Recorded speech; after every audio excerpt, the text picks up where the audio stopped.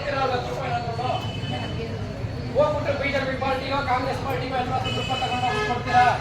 ನೋಡ್ರಪ್ಪ, ನಾನು ನಿಮ್ಗೆ ವೋಟ್ ಹಾಕ್ತೀನಿ, ನಿಮ್ಗೆ ದುಡ್ಡು ಕೊಡ್ತೀನಿ, ನನ್ನ ಪರವಾಗಿ ನಿಂತು ಕೆಲಸ ಮಾಡುವಂತ ಹೇಳ್ತೀರಾ? ಅವರು ದುಡ್ಡು ಯಾರು ಕೊಡ್ತಾರ ಅವ್ರ ಪರವಾಗಿ ಮಾಡ್ಕೊಂಡು ಹೋಗ್ತಾ ಇದಾರೆ. ಈಗ ಅವ್ರಗಳಿಗೆ ಅನುಕೂಲ ಮಾಡ್ಕೊಡ್ಬೇಕಂದ್ರೆ ಇರೋ ದುಡ್ಡನ್ನೆಲ್ಲ ಆ ಕಡೆ ಡೈವರ್ಟ್ ಮಾಡಬೇಕು. ಈಗ ಹೇಳದ್ನಲ್ಲ 12 ಲಕ್ಷ ಕೋಟಿ ಸಾಲ ಮನ್ನಾ ಮಾಡಿದ್ರು ಅಂತ, ವೇವ್ ಆಫ್ ಮತ್ತೆ ರಿಟರ್ನ್ ಆಫ್ ಅನ್ನೋ ಹೆಸರಿನಲ್ಲಿ. ಈ ತರ ನಿಮ್ಮ ದುಡ್ಡನ್ನ, ತೆರಿಗೆ ದುಡ್ಡನ್ನ ಅಲ್ಲಿಗೆ ಕಳಿಸಿದ್ರೆ ನಿಮ್ಗೆ ಕೊಡೋದಕ್ಕೆ ಉಳಿಯುತ್ತೆ ಸಂಬಳ ಅಂತ. ಅದಕ್ಕೆ ಏನ್ ಹೇಳ್ತಾರೆ, ನೀವು ಯಾರು ಕಾರ್ಮಿಕರೇ ಅಲ್ಲ, ಸ್ವಯಂ ಸೇವಕರು. ಕಾರ್ಮಿಕರು ಅಂದ್ರೆ ಅವೆಲ್ಲ ಕೊಡ್ಬೇಕಾಗತ್ತಲ್ಲ, ಆ ದುಡ್ಡನ್ನ ಉಳಿಸ್ಕೋಬೇಕು. ಹಂಗಾಗಿ ಅವ್ರು ಯಾವತ್ತೂ ನಿಮ್ಮನ್ನ ಕಾರ್ಮಿಕರು ಅಂತ ಹೇಳೋದೇ ಇಲ್ಲ. ನಿಮ್ಮನ್ನ ಅವರು ಸ್ವಯಂ ಸೇವಕರು ಅಂತ ಒಂದು ಹಣೆ ಪಟ್ಟಿ ಕಟ್ಬಿಟ್ಟು ಪ್ರಾರಂಭದಲ್ಲಿ 2 ಗಂಟೆ ಕೆಲಸ ಅಂದ್ರು, ಈಗ 2 ಗಂಟೆ ಮಾತ್ರ ಮನೇಲಿ ಇರ್ತೀರಾ, ಇನ್ನುಳಿದ 22 ಗಂಟೆ ಆಚರಣೆ ಇರ್ತೀರಾ. ಆ ಸರ್ವೆ ಈ ಸರ್ವೆ ಮೊಬೈಲ್ ಇಟ್ಟು ಅದನ್ನ ಎಂಟ್ರಿ ಮಾಡು, ಇದನ್ನ ಎಂಟ್ರಿ ಮಾಡು. ಎಷ್ಟೋ ಸಲ ಗೊತ್ತಾಗಿಲ್ಲ ಅಂದ್ರೆ ಮಕ್ಕಳನ್ನ ಹೋಗಿ ಅಡ್ಡ ಹಾಕಿರ್ತೀವಿ. ನನಗೆ ಗೊತ್ತಾಗಲ್ಲಪ್ಪ ಸ್ವಲ್ಪ ಮಾಡಿಕೊಡಂತ ನಿಮ್ಮ ಮನೆ ಮಕ್ಕಳುಗಳು ಅವ್ರ ಕಾಲೇಜ್ ಹೋಗಿ ಓದ್ಕೋಬೇಕು ಅಂತ ನಿಮ್ಮ ಸರ್ವೇನ ಅವರೇ ಮಾಡ್ಕೊಡ್ಬೇಕು ಮೊಬೈಲ್ ಕೂತ್ಕೊಂಡು.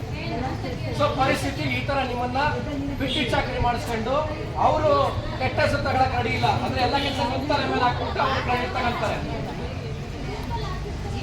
ಈಗ ಆಶಾ ಕಾರ್ಯಕರ್ತೆ ಜಾಗನ ಪರ್ಮನೆಂಟ್ ಆಗಿ ಅಪಾಯಿಂಟ್ ಮಾಡಿದ್ರು, ಒಬ್ಬೊಬ್ಬರಿಗೆ ಮಿನಿಮಮ್ ಅಂದ್ರೆ 40 ರಿಂದ 50 ಸಾವಿರ ಸಂಬಳ ಕೊಡಬೇಕಿತ್ತು. ತಿಂಗಳಿಗೆ 40-50 ಸಾವಿರ ಸಂಬಳ ಕೊಡೋದನ್ನ ತಪ್ಪಿಸ್ಕೊಂಡ್ಬಿಟ್ಟು ಈಗ 3 ಸಾವಿರ 2 ಸಾವಿರ ಒಂದು ಇನ್ಸೆಂಟಿವ್ ಆಗ್ತದೆ, ಒಂದು ಪ್ರೋತ್ಸಾಹನ ಹಾಕಿದೆ, ಒಂದು ಮ್ಯಾಚಿಂಗ್ ಗ್ರಾಂಟ್ ಅಂತ ಮುಂಚೆ ಬರ್ತಿತ್ತು, ಬಹುಶಃ ಇಲ್ಲ ಮ್ಯಾಚಿಂಗ್ ಗ್ರಾಂಟ್ ಅನ್ನೋದು ಸ್ಟಾಪ್ ಆಗಿದೆ.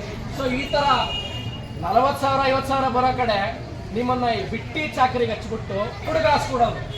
ಈ ತರ ಮಾಡಿ ಮಾಡಿ ಇಲ್ಲಿ ನಿಮ್ಮಿಂದ ಉಳಿಸಿರೋ ದುಡ್ಡು ಇದೆಯಲ್ಲ, ಇದನ್ನ ತಗೊಂಡೋಗಿ ಅವ್ರಿಗೆ ಎಲೆಕ್ಷನ್ ದುಡ್ಡು ಕೊಟ್ರಲ್ಲ, ಅವ್ರಿಗೆ ಸೌಲಭ್ಯ ತಗೊಂಡು ಕೊಡ್ತಾರೆ. ಪಬ್ಲಿಕ್ ಸೆಕ್ಟರ್ಗಳು FEMEL, HAL ಈ ತರದ ಏನೋ ಹಲವಾರು ಸಂಸ್ಥೆಗಳಿದೆ, ಅವೆಲ್ಲವನ್ನ ತಗೊಂಡೋಗಿ ಅಂತ ಖಾಸಗಿನವ್ರಿಗೆ ಮಾರ್ತಾರೆ. ಏರ್ಪೋರ್ಟ್ಗಳನ್ನ ಮಾರ್ತಾರೆ, ಅವೆಲ್ಲ ನಿಮ್ ಟ್ಯಾಕ್ಸ್ ದುಡ್ಡಲ್ಲಿ ಕಟ್ಟೋದು. ನೀವು ಟ್ಯಾಕ್ಸ್ ಅಂದ್ರೆ ಏನು, ಸೋಪು ಬ್ರಷ್ ಮತ್ತೊಂದು ತಗೊಂತೀರಲ್ಲ, ಅಲ್ಲಿಂದನೂ ಟ್ಯಾಕ್ಸ್ ಕಟ್ ಮಾಡ್ಕೊಂಡಿದ್ದಾರೆ ನಿಮ್ಮಿಂದ. ಒಬ್ಬ ವ್ಯಕ್ತಿ ತಿಂಗಳಿಗೆ 10,000 ರೂಪಾಯಿ ದುಡಿದ್ರೆ ಆತ ತಾನು ದುಡ್ದಿರೋ ದುಡ್ಡಲ್ಲಿ ಸರಾಸರಿ 4,000 ರೂಪಾಯಿಂದ 5,000 ರೂಪಾಯಿ ಟ್ಯಾಕ್ಸ್ ಕಟ್ತಾನೆ. ಅಂದ್ರೆ ತಾನು ದುಡಿಯೋದ್ರಲ್ಲಿ ಅರ್ಧಕ್ಕಿಂತ ಹೆಚ್ಚಿದರಷ್ಟು ಟ್ಯಾಕ್ಸ್ ಕಟ್ತಾನೆ.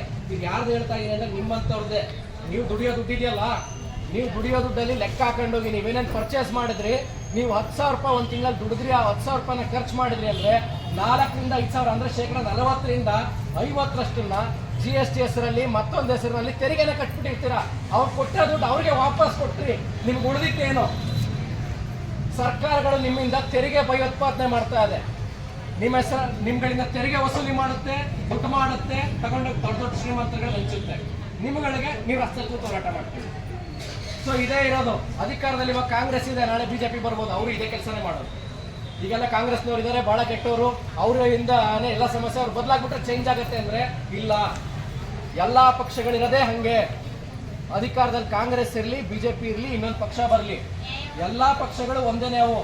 ಅವರೆಲ್ಲರಿಗೂ ದುಡ್ಡು ಕೊಡೋರು ಒಬ್ಬರೇ. ಅದಾನಿ, ಅಂಬಾನಿ, ಟಾಟಾ, ಬಿರ್ಲಾ, ಕಿರ್ಲೋಸ್ಕರ್, ಮಯಾಂಕ, ಮಫತ್ ಲಾಲು ಇಂಥವ್ರೆ ದುಡ್ಡು ಕೊಡೋದು. ಚೋಕ್ಸಿ ಇಂಥವ್ರೆ ದುಡ್ಡು ಕೊಡೋದು ಅವ್ರಿಗೆ, ನೀವು ಕೊಡಲ್ವಲ್ಲ. ಸೊ ಹಂಗಾಗಿ ಈಗ ನಮಗೆ ಅನಿವಾರ್ಯ ಏನಂದ್ರೆ ಹೋರಾಟ ಮಾಡೋದೆ. ಹೋರಾಟಕ್ಕೆ ರೆಡಿ ಆಗ್ರಿ.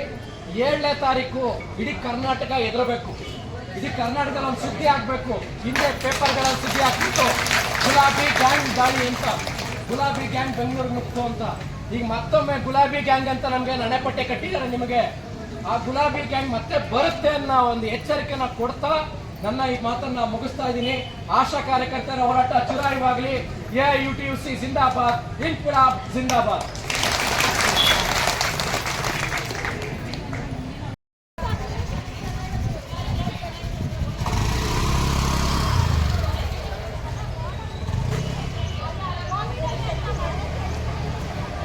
Mm-hmm.